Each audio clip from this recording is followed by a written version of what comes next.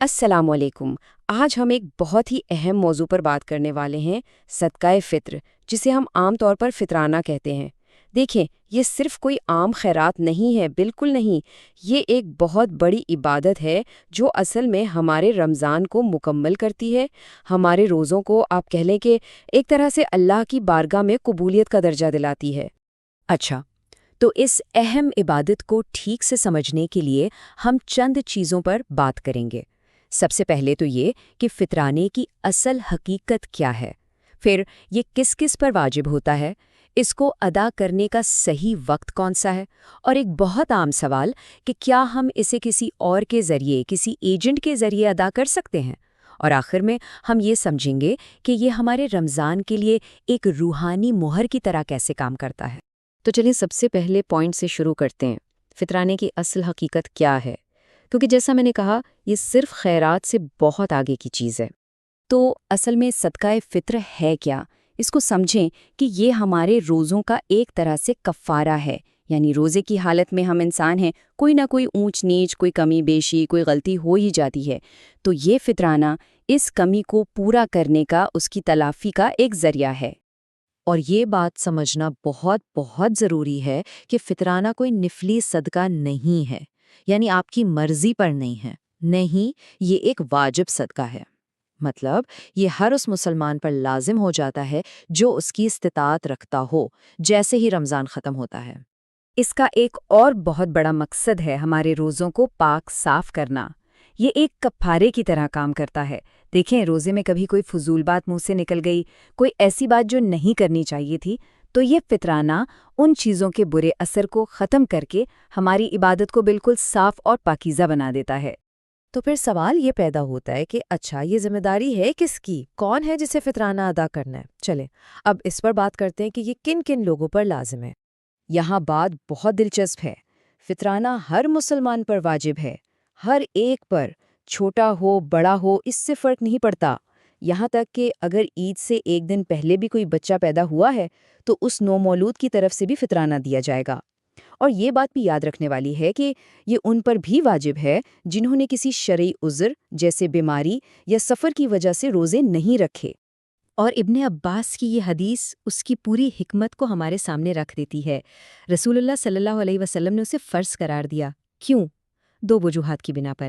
ایک تو یہ کہ روزہ دار کی جو بھی فضول یا بیہودہ باتیں ہوئیں ان سے اس کی پاکی ہو جائے، اور دوسری اور بہت اہم وجہ یہ کہ مسکینوں کے لیے کھانے کا انتظام ہو جائے تاکہ عید کے دن کوئی بھوکا نہ رہے، سب خوشیوں میں شامل ہوں۔ اچھا جی، اب آتے ہیں ایک بہت ہی نازک اور اہم نقطے پر، اور وہ ہے فطرانہ ادا کرنے کا صحیح وقت۔ اس میں اکثر لوگ غلطی کر جاتے ہیں، تو اس کو ذرا ترتیب سے سمجھتے ہیں۔ یہ واجب کب ہوتا ہے؟ جیسے ہی رمضان کا آخری دن ختم ہوتا ہے اور سورج غروب ہوتا ہے، یہ واجب ہو جاتا ہے۔ لیکن کیا اس سے پہلے دے سکتے ہیں؟ جی ہاں، عید سے 1 یا 2 دن پہلے دینے کی اجازت ہے۔ سب سے بہترین وقت کون سا ہے؟ وہ ہے عید کی صبح نماز کے لیے جانے سے پہلے۔ اور آخری ڈیڈ لائن کیا ہے؟ بس عید کی نماز شروع ہونے سے پہلے پہلے یہ ادا ہو جانا چاہیے۔ اور یہ ٹائمنگ اتنی اہم کیوں ہے؟ کیونکہ اس کا سیدھا تعلق قبولیت سے ہے۔ اگر آپ نے نماز عید سے پہلے ادا کر دیا تو یہ وہ زکوٰۃ الفطر ہے جو قبول ہو گئی، لیکن اگر آپ نے نماز کے بعد ادا کیا تو وہ فطرانہ شمار نہیں ہوگا، بلکہ وہ ایک عام صدقہ بن جائے گا۔ اجر اس کا بھی ملے گا، لیکن وہ فطرانے کی فرضیت ادا نہیں ہوگی۔ اب سوال یہ ہے کہ 1 2 دن پہلے ادائیگی کی اجازت کیوں دی گئی؟ اس کے پیچھے ایک بہت ہی پیاری حکمت ہے۔ مقصد یہ ہے کہ آپ کا دیا ہوا فطرانہ غریبوں تک وقت پر پہنچ جائے، تاکہ وہ بھی اس سے اپنے لیے، اپنے بچوں کے لیے عید کی تیاری کر سکیں اور ہماری طرح ہی خوشیاں منا سکیں۔ چلیں اب ایک بہت ہی عملی مسئلے پر بات کرتے ہیں جو آج کل ہم سب کو پیش آتا ہے۔ کیا ہم اپنا فطرانہ کسی ادارے کو یا خاندان میں کسی ایک فرد کو دے سکتے ہیں کہ وہ ہماری طرف سے ادا کر دے؟ یہ سوال بہت سے لوگ پوچھتے ہیں، ہے نا؟ خاص طور پر جب ہم چاہتے ہیں کہ ہمارا دیا ہوا پیسہ صحیح مستحق لوگوں تک پہنچے۔ تو کیا کسی ادارے یا نمائندے کو وکیل بنانا ٹھیک ہے؟ تو جواب ہے جی ہاں، ایسا کیا جا سکتا ہے، لیکن کچھ شرائط کے ساتھ۔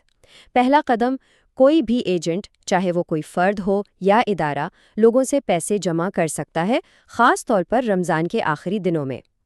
دوسرا قدم، یہ جو پیسہ جمع ہوا ہے یہ اس ایجنٹ کے پاس ایک امانت ہے۔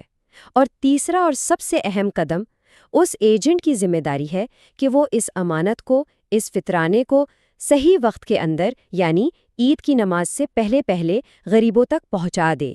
یہ شرط بہت اہم ہے۔ اس بات کو شیخ العثیمین کے اس جواب سے سمجھیں۔ ایک شخص نے ان سے کہا کہ میں نے تو رمضان کے شروع میں ہی فطرانہ دے دیا تھا۔ تو شیخ نے کیا کہا کہ نہیں، آپ کو دوبارہ دینا ہوگا، کیونکہ آپ نے اسے وقت سے بہت پہلے ادا کر دیا۔ کیوں؟ کیونکہ فطرانے کا جو سبب ہے، جو وجہ ہے، وہ ہے رمضان کا مکمل ہونا۔ تو جب تک سبب ہی پورا نہیں ہوا، آپ اسے ادا کیسے کر سکتے ہیں؟ اچھا، اب تک ہم نے قوانین اور وقت کی بات کی۔ اب آخر میں آئیے اس کے روحانی پہلو کو سمجھتے ہیں کہ یہ صرف ایک حکم نہیں ہے، بلکہ یہ ہمارے رمضان کو مکمل کرنے والی ایک روحانی مہر ہے۔ اس کو سمجھنے کے لیے یہ مثال بہترین ہے۔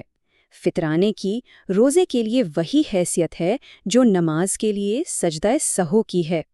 یعنی جب ہم سے نماز میں کوئی بھول چوک ہو جاتی ہے تو ہم آخر میں سجدہ سہو کرتے ہیں تاکہ وہ کمی پوری ہو جائے۔ بالکل اسی طرح فطرانہ ہمارے روزوں میں ہونے والی کمی بیشی کو پورا کرتا ہے اور ہماری عبادت کو مکمل کر دیتا ہے۔ اور دیکھیں، عظیم خلیفہ عمر بن عبدالعزیز نے اپنے گورنروں کو کیا خوبصورت نصیحت کی تھی۔ انہوں نے فرمایا کہ رمضان کے مہینے کا اختتام 2 چیزوں کے ساتھ کرو، ایک اللہ سے استغفار یعنی معافی مانگنا، اور دوسرا صدقہ فطر ادا کرنا۔ تو گویا رمضان کو مکمل کرنے کے لیے یہ 2 کام ہیں۔ پہلا، استغفار کرنا، یہ اللہ کے حقوق میں جو ہم سے کمی کوتاہی ہوئی اس کی اصلاح کرتا ہے، اور دوسرا صدقہ فطر دینا، یہ ہماری لغو باتوں کا کفارہ بنتا ہے اور ساتھ ہی ضرورت مندوں کی ضرورت بھی پوری کرتا ہے۔ یہ دونوں مل کر ہمارے رمضان پر ایک مہر لگا دیتے ہیں۔ تو پھر سوال یہ ہے کہ ہم کیسے اس بات کو یقینی بنائیں کہ ہمارا رمضان صرف ایک جشن پر ختم نہ ہو، بلکہ اس کا اختتام پاکیزگی اور اللہ کی بارگاہ میں قبولیت پر ہو؟ تو آئیے اس عمل کو صحیح روح کے ساتھ ادا کریں تاکہ ہماری عبادت مکمل ہو۔